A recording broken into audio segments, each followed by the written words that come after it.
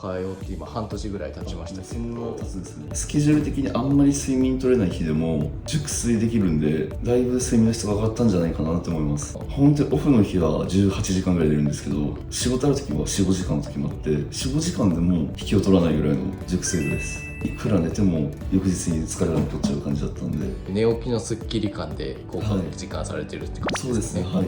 息もかなり減ったんで、それで起きるってことも一切なくなりました。